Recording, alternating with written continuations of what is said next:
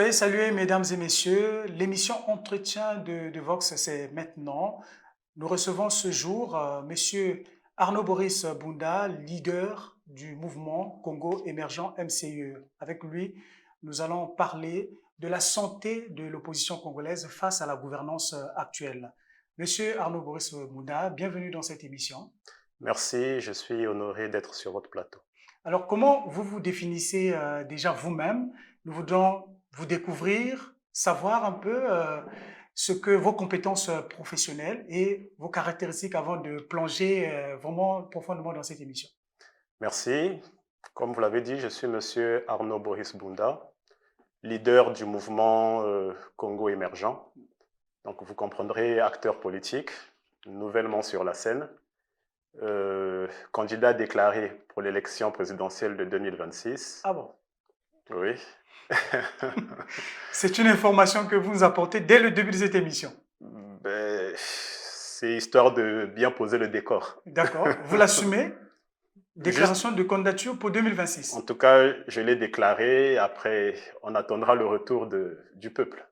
Nous allons justement creuser un peu vos ambitions, vos rêves, mais D'accord. dans la sphère politique congolaise, vous vous positionnez en qualité d'opposant. Est-ce Oui. que vous êtes un opposant modéré, un opposant radical, constructif, peut-être même un opposant centriste ou un simple politique qui tend à divertir l'opinion publique? En tout cas, loin de moi l'idée de divertir l'opinion. Je vais plutôt me classer du côté des opposants modérés et constructifs. Dans la mesure où ma démarche m'interdit de m'inscrire dans tout ce qui va avec l'agitation, la provocation ou le populisme. Je suis plutôt dans une démarche où j'essaye d'apporter des solutions à des problèmes. Et je me dis qu'on ne peut pas mieux construire si on ne trouve pas des solutions maintenant. Donc, il y a des urgences. Notre pays traverse des moments difficiles, des crises multidimensionnelles. Et c'est là justement que les acteurs politiques interviennent. Est-ce que vous avez pu identifier quelques problèmes que mine notre pays, vous-même, que Oui, vous souhaitez apporter des solutions urgentes? oui, il y en a beaucoup, il y en a plusieurs, mais je peux déjà commencer à vous parler d'une crise au niveau de la démocratie chez nous. Je ne veux pas dire que nous vivons une dictature, il faudrait que ça soit bien entendu, mais c'est plutôt qu'il y a des acteurs dans le monde politique qui posent des actes justement à gêner la démocratie, à gêner l'expression de la démocratie dans notre pays. Et c'est déjà par là que mon combat commence. Si vous le permettez, parlons un peu de ce principal parti de l'opposition. L'UPADES est un parti qui a quand même dirigé ce pays. Il y a eu un président de la République au nom de l'UPADES. La démocratie est arrivée au Congo par l'UPADES, mais aujourd'hui, nous ne sentons plus cette UPADES vivre. Pas plus tard que le 15 novembre dernier, j'ai été invité comme ça par des amis au siège de l'UPADES même, à l'occasion d'une journée de commémoration du professeur Pascal Lissouba. Je suis arrivé, la cérémonie était belle, bien que j'avais été déjà marqué à première vue par le fait que la salle n'était pas pleine, alors que je m'attendais à une salle archi-comble. C'est la première chose qui m'a tiqué. Je me suis dit, mais pourquoi un parti d'une telle envergure, d'une telle ampleur, n'arrive pas déjà à remplir sa propre salle? Et vous étiez invité en tant que leader du mouvement Congo émergent. Non, à ce niveau-là, j'étais discret. Oui. C'est un ami qui m'invite, il me dit, Mhm. viens un peu voir comment ça se passe. Surtout qu'à un moment donné, je ne vais pas vous le cacher, je me suis toujours revendiqué être un lissoubiste. D'accord. Et je vais vous dire pourquoi. Mhm. Alors, j'arrive dans la salle, il y a eu un film qui a été diffusé, évocation sur le professeur Pascal Lissouba. C'était riche, riche d'enseignements. Mhm. Il y avait de l'émotion parce que on découvre une autre facette de la personnalité de ce grand monsieur. Et après, il y a eu comme ça des séances de questions-réponses. Et je profite donc de prendre la parole. Je prends la parole, je dis, ben, écoutez, moi j'ai une inquiétude. La première, c'est que je suis lissoubiste depuis l'âge de 9 ans. Je n'ai pas hésité de le dire et je n'hésite pas de le dire ici encore. Oui. Je suis lissoubiste depuis l'âge de 9 ans. J'ai vu comment la démocratie est arrivée au Congo après la conférence nationale. J'ai vu comment le professeur Pascal Lissouba a pris le pouvoir dans ce pays. Et j'étais fasciné par ce monsieur parce qu'il avait des idées originales. Et le professeur Pascal Lissouba, qui a été président de la République entre 1992 et 1997, Oui. c'est votre source d'inspiration? Je vais dire à la base oui, mais après je l'ai encore découvert. J'ai découvert beaucoup de convergences dans nos angles de vue, si vous permettez, je Oui, vais en arriver. oui. Et donc voilà que je prends la parole donc, je disais, et je fais remarquer que jusqu'ici je n'ai jamais signé de fiche d'adhésion au niveau de l'UPADES. Et justement, vous avez voulu adhérer à l'UPADES, mais après, Oui, vous avez piétiné l'idée. Est-ce que ce sont les idéaux qui ne vous ont pas intéressé par rapport à ceux qui gèrent le parti en ce moment? ce ne sera peut-être pas les idéaux, mais c'est plutôt la gestion. Vous voyez, je leur ai expliqué que je n'ai jamais eu à signer de fiche d'adhésion. Aujourd'hui, je suis dans la quarantaine. Vous imaginez, depuis l'âge de 9 ans. J'ai eu plusieurs fois des occasions d'adhérer à l'UPADES, mais je ne l'ai pas fait. Et c'est là que je me suis permis de dire au premier secrétaire qui était présent que j'attendais des signaux forts de la part de l'UPADES. Ces signaux forts, je ne les ai jamais vus. Et j'ai pris deux exemples. Je lui ai dit, premièrement, je ne comprends pas pourquoi l'UPADES, qui est un parti qui a quand même dirigé ce pays, ne forme pas ses cadres et militants, en tout cas les nouveaux arrivants, les nouveaux adhérents. Je leur ai fait remarquer qu'il n'y avait pas d'école du parti. Et c'était quand même quelque chose de grave. Je me suis dit, mais comment demain vous espérez revenir aux affaires? Parce que l'alternance, à mon sens, il faut que je le dise aussi, l'alternance pour moi dans ce pays ne peut se jouer qu'avec l'UPADES. Il faut que je le dise en toute sincérité. Mais finalement, qu'est-ce qui vous a poussé de créer le mouvement Congo émergent, donc MCE, et quels sont vos objectifs? Justement, j'ai créé ce mouvement parce que je ne voyais pas l'opportunité d'adhérer à l'UPADES. Je n'ai pas trouvé d'autres partis assez convaincants, bien que j'avais tenté une approche avec le RDPS à l'époque, mais je ne les ai pas trouvés convaincants. Je me suis dit, il faut faire avec ceux qui ont une expérience dans la gestion de l'État. Donc, je ne voyais pas d'occasion et je me suis dit, je suis aujourd'hui porteur d'un projet, j'ai une vision. Cette vision apporte un certain nombre de solutions aux problèmes de mon pays. Alors, je n'ai pas d'autre choix que de lancer mon mouvement. Le mouvement, justement, l'objectif, ce sont lesquels? Aller à la conquête du pouvoir, Oui. En naturellement. faisant quoi? Qu'est-ce que vous pensez faire justement pour en arriver? D'accord. Nous avons commencé par décliner un projet de société. Notre projet de société s'appelle Congo Uni. Nous avons présenté un projet. Je l'ai fait le 25 juin 2022. Nous étions même en pleine campagne législative. Mais bon, vous comprendrez que j'ai saisi l'occasion pour montrer que moi aussi j'engageais une campagne à ma façon. Et donc, à l'époque, j'avais fait une profession de foi. J'ai présenté ma vision, j'ai présenté le projet de société que j'avais et j'ai annoncé ma candidature. Il y a eu tout de suite de l'engouement, beaucoup de gens sont venus vers moi, ils m'ont dit, bon écoute, ok, on est prêt à te suivre, bon, on aimerait que tu réagisses comme les autres, que tu sois à la moindre occasion, manifeste-toi, dis quelque chose. Je leur ai fait savoir que ma façon à moi d'aborder la chose politique était différente. D'abord, je respecte les institutions. Je commence par respecter le chef de l'État, je respecte l'exécutif, je respecte les pouvoirs publics parce qu'ils sont investis justement de ce pouvoir pour diriger. Et je me dis que si on ne sait pas donner le bon exemple, on ne peut pas diriger demain. En d'autres termes, je ne peux pas me permettre de porter des outrages, de discriminer ceux qui sont investis d'un pouvoir quand moi-même j'aspire un jour à diriger. Quel Alors, chef je serai? ceux qui nous suivent en cet instant, je sais que la majorité des Congolais, peut-être que je peux me tromper, ne vous connaît presque pas. Oui. Est-ce que vous pensez que vous avez une influence importante, une assise solide pour pouvoir briguer la magistrature suprême? Je vais y arriver. Alors la bonne nouvelle, c'est que je suis d'abord congolais. J'ai grandi dans ce pays, un petit séjour à l'étranger, mais en tout cas, je suis congolais, je connais toutes les réalités du pays et vous comprendrez que je suis assez connu. Peut-être de façon informelle, mais je suis très bien connu du nord au sud de ce pays. Après, vous voyez, quand quelqu'un se permet de lancer un appel pour une candidature, ça veut dire qu'il s'ouvre. Je me suis davantage ouvert, je permets aux gens de me connaître davantage. Oui. Et je ne suis pas contenté de m'asseoir sur mes lauriers pour dire, bon, j'attends le retour. Je suis aussi à pied d'œuvre. Je fais l'intérieur du pays, je fais les départements, J'ai déjà des équipes qui travaillent Silencieusement ou discrètement? discrètement, sans déranger personne, sans avoir une attitude subversive aussi, il faut le dire. Je ne menace personne, je n'en ai pas l'intention. D'accord. Je viens pour travailler à consolider la paix.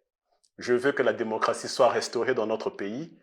Et je pense qu'il faut aussi travailler à ce que les Congolais se réconcilient entre eux. Alors, nous sommes quasiment à 15 mois de l'élection présidentielle. Ah oui. Quelle action pensez-vous mener pour justement que le mouvement Congo émergent puisse avoir un rayonnement important? Mais je peux faire comme tous les autres, d'entrée de jeu, créer un parti, commencer à faire plus ou moins campagne. Mm. Mais j'ai, comme je vous ai dit, un autre angle de vue. Je me dis que le plus important, c'est que ceux qui me connaissent, ceux qui vont me découvrir plus ou moins dans l'ombre, aient déjà la capacité de mesurer l'impact de ce que je fais. Et aujourd'hui, je me permets de dire que je sors au grand jour à travers votre émission. Ça va permettre aux gens de mieux cerner ma vision, mieux comprendre le combat que je mène. Et demain, parce que c'est le peuple qui choisit, aujourd'hui j'ai annoncé une candidature, mais c'est au peuple de me dire, nous sommes prêts à t'accueillir. Est-ce qu'on peut connaître quand même quelques grandes lignes, même deux, trois grandes lignes, qui va vous distinguer? Je vous ai dit que j'ai déjà fait la Ou qui publication va de mon... faire les grandes lignes qui peuvent convaincre les Congolais à pouvoir vous choisir? J'ai une bonne nouvelle à ce niveau, c'est que j'ai déjà eu à présenter une vision succincte de mon projet de société. J'ai fait circuler une vidéo, on va presque à 2 ans aujourd'hui. Elle a fait le tour du monde, j'ai eu des retours positifs surtout, et c'est ce qui me rassure encore. Et je me dis que si déjà cet élément est en train de circuler, de me faire connaître, quitte à suivre maintenant, ou sinon dérouler le programme qui est le mien. Mais je ne peux pas le dévoiler ici. Le dévoiler déjà au plus vite, quoi. Disons, c'est pendant peut-être les campagnes, une fois que votre candidature sera validée. Alors, pour vous, faire la politique, pour vous, c'est une passion, un devoir, ou bien vous le faites par enthousiasme, par mimétisme, ou bien vous voulez relever un défi particulier, ou encore vous êtes à la recherche de la célébrité? En tout cas, si j'étais à la recherche de la célébrité, j'aurais posé beaucoup d'actions à caractère populiste. Je vais plutôt aller pour cette démarche où vous dites par devoir et par passion. Et après, aussi par patriotisme. Parce que j'ai beaucoup de soucis. Je vous ai dit que j'ai eu la chance de vivre à l'étranger, de voir ce qui se passe chez les autres. Ce sont des humains comme nous. Ils n'ont pas fait de miracle, sinon croire et travailler. Et c'est dans cet esprit justement que je m'engage en politique. D'un côté, de l'autre, c'est peut-être aussi une affaire familiale. Mon père était diplomate. C'est d'ailleurs ce qui m'a permis de découvrir l'étranger. La majorité de mes aînés sont intéressés aux sciences sociales, au droit, à la politique et autres. Et je finis par me découvrir moi-même. Parce que au départ, j'ai une orientation industrielle. Je m'intéresse à l'industrie. Je fais une formation en informatique, une formation d'ingénieur. Après, chemin faisant, je m'intéresse au management. Mais finalement, je me rends compte que la politique est dans mon sang. Et pourquoi? Parce qu'à un moment donné de ma vie, autour de l'année 2019, gouvernement Mwamba 2, je me retrouve dans le cabinet de la ministre Arlette Soudan-Nono, où comme ça, j'ai pu toucher du doigt la réalité de notre pays, voir les défis qui étaient les nôtres, mieux les comprendre, les assimiler et me dire, il y a des actions à poser, il y a un combat à mener. Il faut que ce pays sorte de la situation difficile dans laquelle il est. Dans votre vidéo, qui est d'ailleurs sur YouTube, vous appelez, vous intitulez c'est Sens du devoir. Et Oui. dans cette vidéo, j'essaie de parcourir quelques images. Vous pensez-vous réconcilier les Congolais, rétablir la confiance entre les gouvernants et les gouvernés? C'est votre défi majeur? En tout cas, tout commence par là. Vous voyez, j'aime bien notre devise. Elle dit unité, travail, progrès. Pour moi, c'est une feuille de route. Une feuille de route qui avait déjà été tracée, un chemin naturellement à suivre pour que nous allions vers l'émergence. Et c'est pourquoi je parle d'émergence, parce que dans mon mouvement, avec le projet que nous présentons, nous nous disons, si nous arrivons à, si les Congolais nous font confiance à ce niveau-là, ce projet peut voir le jour. Mais après, vous avez posé une question pertinente sur laquelle je veux revenir, c'est la confiance que les Congolais pourront m'accorder, ou sinon ma cote de popularité. Je vous ai dit au début de notre émission que je n'entrevois pas l'avenir politique de ce pays sans l'UPADES. Mais dans votre vision, est-ce que vous pensez restaurer la démocratie parce que c'est ce que vous rêvez, restaurer la démocratie? Bien sûr que oui. Oui. Et je pense que la meilleure manière pour moi, à mon sens, et avec mon équipe, de restaurer la démocratie au Congo, c'est de composer avec les partis qui ont une influence. C'est vrai que je crée mon mouvement. Oui. Jusqu'ici, il n'est pas un parti politique, mais juste un mouvement. Et je me dis, pourquoi ne pas faire avec des alliés sûrs? Et je vois l'UPADES, je le répète Vous voyez encore, donc l'UPADES comme un un allié parti sûr. allié? Oui. Oui. Bon, l'avenir nous dira ce qu'il en sera, mais une chose est certaine, c'est que l'UPADES aujourd'hui est gangréné par un courant. Ce courant mène une politique qui déstabilise non seulement le parti, mais à grande échelle notre démocratie. D'accord. Puisque on parle de vous, vous avez également milité dans le Parti du peuple, donc Oui, à un le moment pape donné. du président Jean-Pierre Anyangoy. Et C'est pourquoi juste. avez-vous quitté cette formation politique? Bon, nous avions un Pourtant, une accord de... formation qui est née juste après la conférence nationale souveraine de 1991.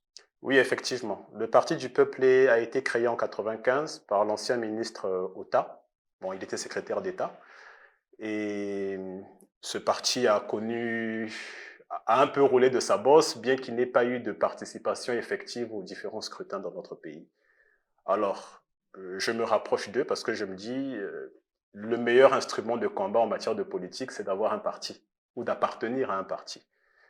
Il y avait des perspectives qui s'ouvraient à nous. J'ai échangé avec M. Jean-Pierre Amiangoy. Nous avions un accord de principe qui a même abouti à la signature d'un protocole d'accord.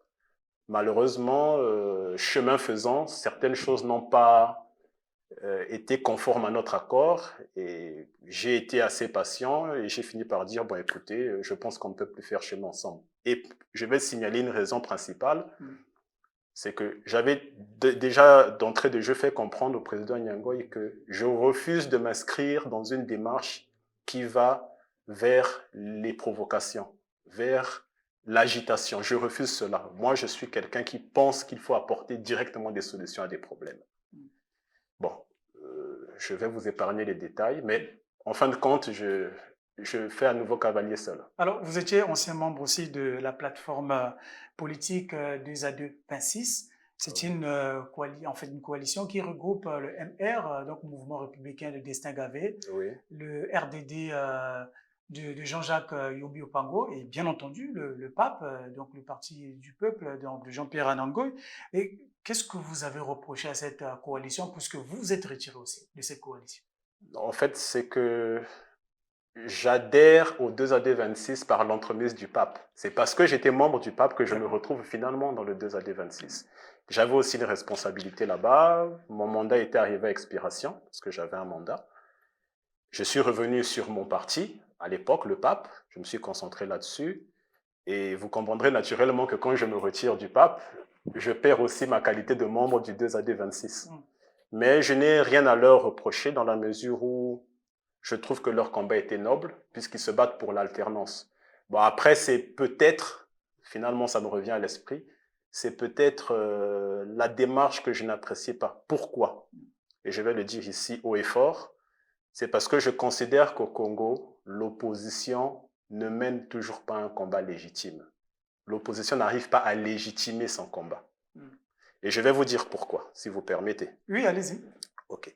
Alors, je vous ai parlé de l'UPADES et je reviens encore là-dessus. Pourquoi? Parce que le chef de ce parti est aussi le chef de file de l'opposition au Congo. C'est lui qui est censé incarner l'alternance.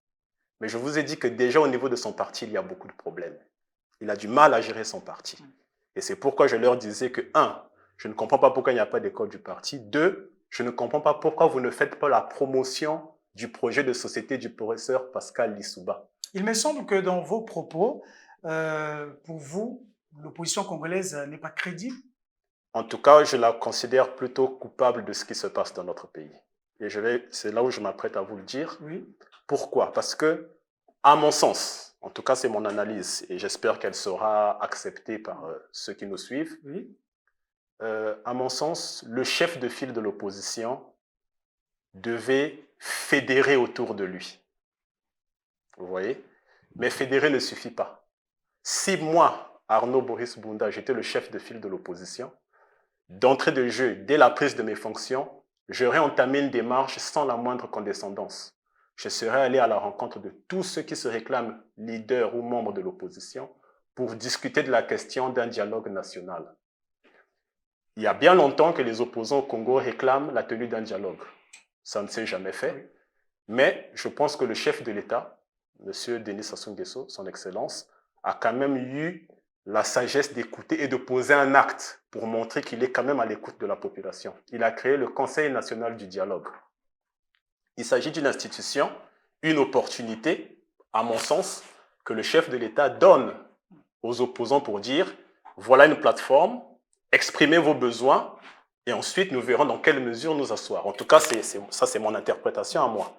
Et donc, si j'étais le chef de file de l'opposition, je vous le dis, je serais non seulement allé à la rencontre de tous ces leaders, je serais allé chez eux, je n'aurais pas attendu qu'ils viennent vers moi, je serais allé chez eux, je les aurais fait comprendre que le combat que nous menons, c'est pour le bien fondé de l'État. Et puisque, à leur niveau, ils considèrent que la majorité ne veut pas tenir de dialogue, j'aurais donc organisé une conférence nationale des partis de l'opposition. Sur la base de cette conférence nationale, il y aurait eu une participation des forces vives de la nation, en tout cas ceux de l'opposition, de la société civile et de la diaspora, parce qu'on a tendance à les oublier. J'aurais fait participer ces forces vives-là. À l'issue de cette conférence nationale, nous aurions dégagé un cahier de charges. Ce cahier de charges allait définir les grandes lignes des orientations, sinon des recommandations que nous voulons pour sortir le pays de la crise et pour faire avancer notre pays. Parce que nous avons un objectif, c'est le développement, c'est la paix, c'est la réconciliation. Et ce sont ces éléments-là qui allaient ressortir de cette conférence. Une fois que nous aurions eu ce cahier des charges, nous l'aurons donc soumis au pouvoir public. J'entends ici la Cour constitutionnelle, l'exécutif, le Parlement. Ils l'auraient analysé et je suis sûr qu'ils l'auraient validé parce que nous l'aurons fait nous-mêmes en tenant compte de ce que dit notre Constitution. Et ensuite, si ce cahier de charges avait été rejeté, le combat de l'opposition allait devenir légitime. Or, aujourd'hui, l'opposition congolaise n'a pas de cahier des charges. Et comment vous qualifiez l'opposition congolaise, vous-même? Je préfère dire qu'elle est plus orientée vers le mécontentement, la provocation, l'agitation, et elle ne propose rien de consistant. Je n'insulte personne. Oui. Je n'insulte personne. Il y a des leaders de l'opposition qui s'expriment. Je les suis tous, je les connais tous en tout cas. Mais tant qu'ils ne sont pas unis, tout le combat qu'ils mènent ne sert à rien. Aller en rang dispersé ne sert à rien. Et après, il y a une chose, c'est que si vous suivez très bien ma démarche, quand je dis que je me serais permis d'aller vers ces leaders de l'opposition, c'était pour voir à quel point ils sont réellement engagés pour le combat. Parce qu'il s'agit de l'intérêt général. Il s'agit d'une cause nationale. Il ne s'agit pas d'un clan, il ne s'agit pas d'un groupe de personnes, il ne s'agit pas d'un tour. Parce qu'on a l'habitude de dire c'est notre tour, c'est votre tour. Est-ce que vous voulez proposer une nouvelle forme de politique ou bien une nouvelle forme d'agir de l'opposition congolaise? Et c'est bien ce que je suis déjà en train de faire, parce que je vous ai dit que j'ai créé un rapprochement avec l'UPADES. Nous entreprenons certains travaux. Le courant qui vient de naître, celui de la Renaissance panafricaine, m'a contacté. Il m'avait choisi comme modérateur. Mais à côté de ça, nous travaillons ensemble et nous espérons que M. Tati Mabiala entendra raison. Parce qu'il faut le dire, il n'est plus en situation de légitimité depuis 2017. Voilà, au-delà de ce que vous dites, il y a quand même des jeunes opposants qui émergent avec des francs-parlers, comme les Destin Gavé, les Dave Mafoula. Est-ce que vous pouvez être tenté, par exemple, de faire équipe avec ces jeunes que je viens de citer, les jeunes opposants? Ce qui est vrai, c'est que pour être solide, est-ce que vous êtes tenté de travailler avec eux? Pourquoi pas, dans la mesure où ils voudraient défendre une cause nationale et, j'insiste, ils arriveraient à faire que notre combat soit légitime. Parce que je vais revenir là-dessus. Je salue le courage de ces jeunes acteurs, qui sont jeunes comme moi, mais après, je pense qu'ils vont très vite à la dérive. dans le langage. Je vous ai parlé de provocation. Ça ne sert à rien. Après, on lit un peu la chasse aux sorcières qui attend.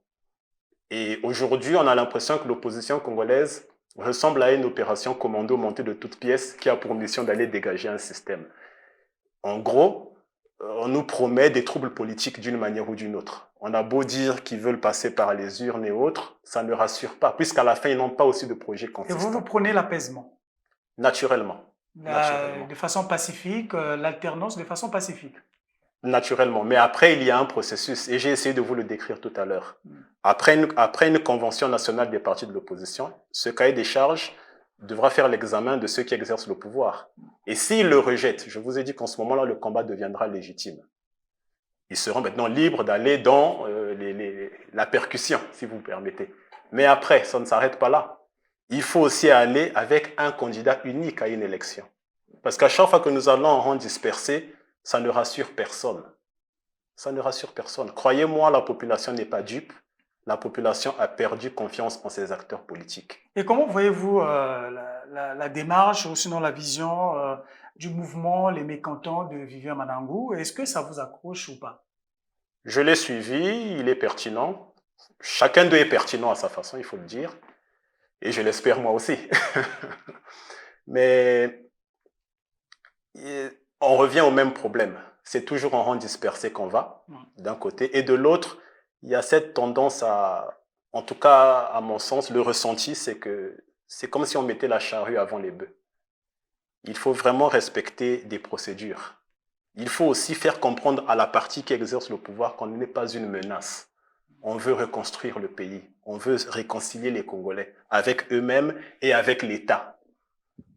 Je pense que c'est la meilleure des démarches. Et je vous l'ai dit, je l'ai engagé avec l'UPADES. Je vais oser quand même poser une question. Si le PCT ou autre parti de la majorité présidentielle vous font les yeux doux pour rejoindre leur rang, et avec une proposition, par exemple, une proposition juteuse, ça peut être un poste, ça peut être un positionnement important, pouvez-vous accepter cela?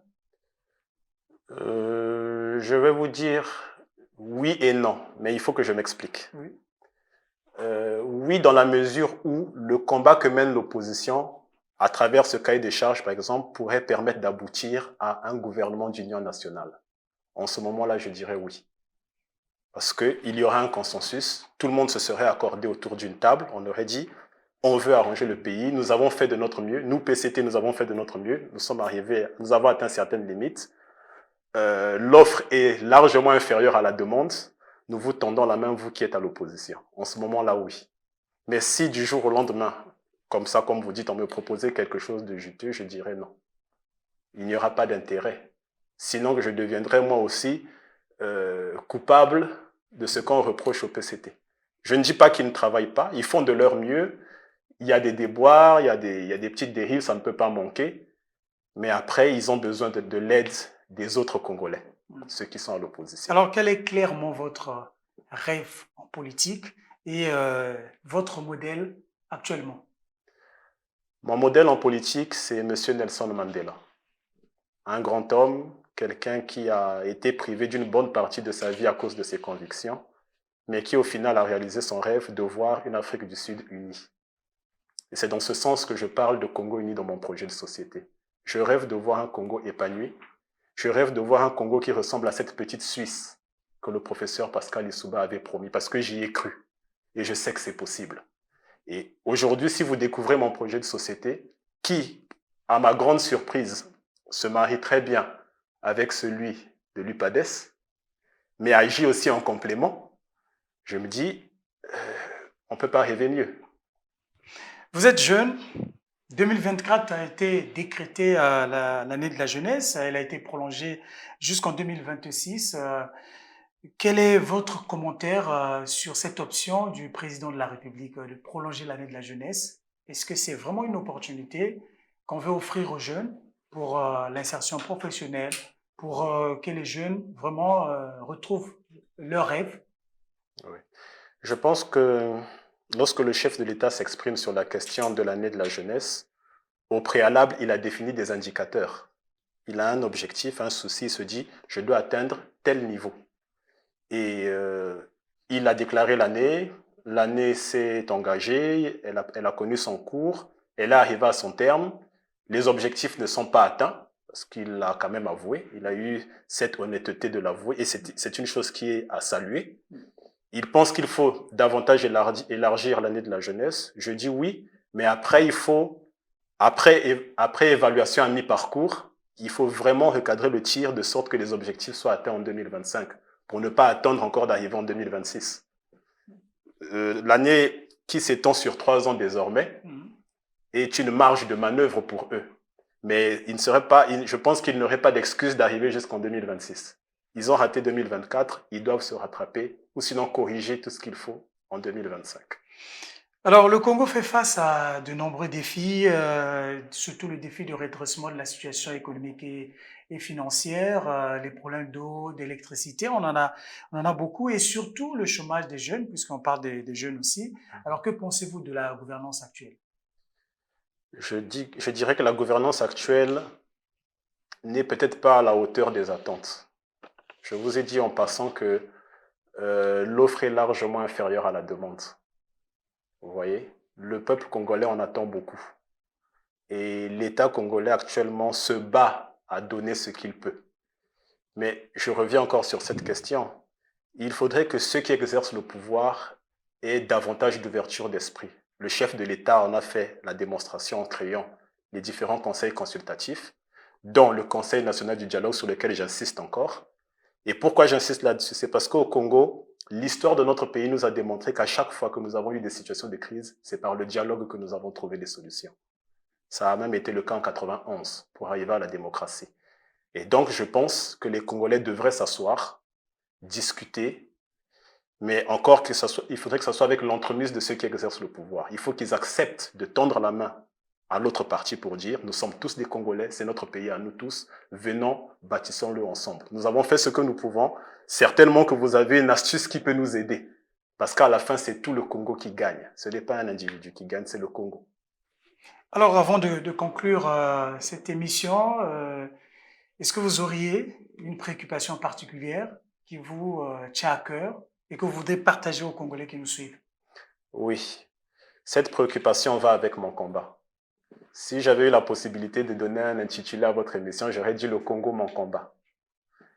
Et dans ce combat, je vous ai dit que le parti qui devait assurer l'alternance est en train de boiter. Parce que celui qui exerce l'autorité à ce niveau-là, permettez-moi de le dire, nous montre qu'il refuse de faire preuve d'honnêteté intellectuelle, de bonne probité. Je vais vous épargner les détails sur M. Tsatsi Mabiala. Je respecte sa position. Oui. Mais je pense qu'il devrait se retirer. Ça fait plus de 15-20 ans qu'il est chef de file de l'opposition, ou sinon à la tête de l'UPADES.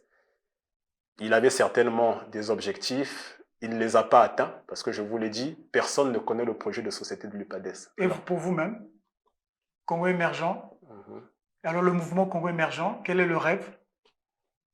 Si l'opposition n'arrive pas à s'accorder, la présidentielle de 2026. Et si l'opposition s'accorde, nous aurons donc un candidat issu d'un consensus.